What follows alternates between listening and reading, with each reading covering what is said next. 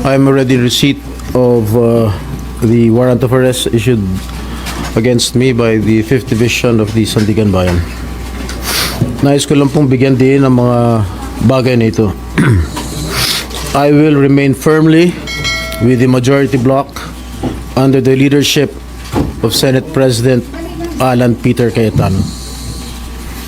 Hindi ako matitinag sa anumang panggigipit, pananakot, political maneuvering para talikuran ang aking paninindigan.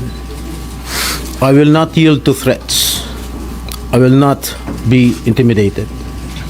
I will not be pressured into surrendering my independence of judgment.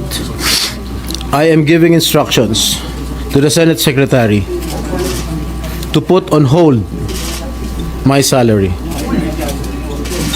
Personal kong pasya ito upang ipakita sa sambayan ng Pilipino na wala akong intensyon makinabang sa pondo ng bayan habang nililinis ko ang aking pangalan. At higit sa lahat, hindi ako papasailalim ng kustodya ng Senado. I will not seek Senate custody.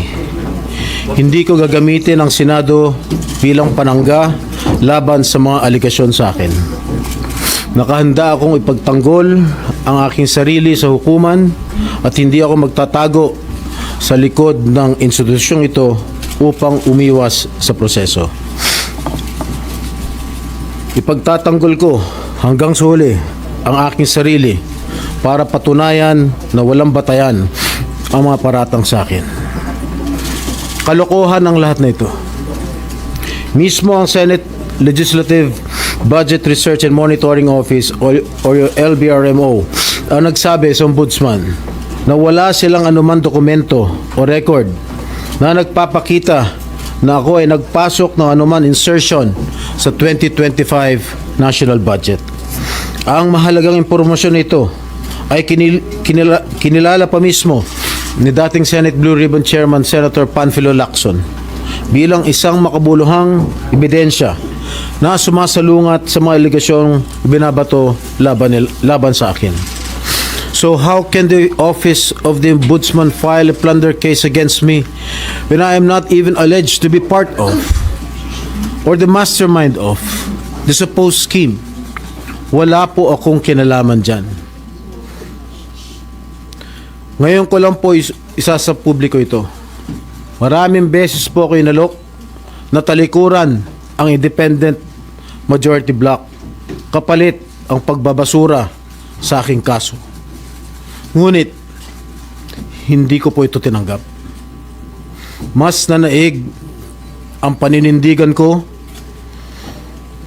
na ako'y manatili sa hanay ng mga kasamahan ko sa independent majority bloc. I stand my ground. Ngayon kung tatanungin niyo kung sino sila, abangan ninyo ang susunod na kabanata. I stand my ground because what is at stake here goes far beyond my personal circumstances. What is at stake here is the independence of the Senate.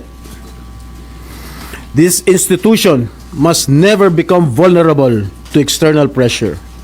It must remain free from political coercion, free from undue influence, and free from any scheme designed to weaken its constitutional role as a co-equal and independent branch of government. If this is the price I must pay for the decisions I have made and the principles I have chosen to uphold, then I am prepared to face the consequences, however difficult they may be, especially for my family. I will not be broken by accusations, nor will I yield to political pressure. I will meet these charges head on, defend my honor through due process, and place my faith in the truth. I will be proceeding now to the CIDG to voluntarily surrender myself. Maraming salamat po. Okay na? No more question, guys. At yan, pupunta na sila sa CIDG.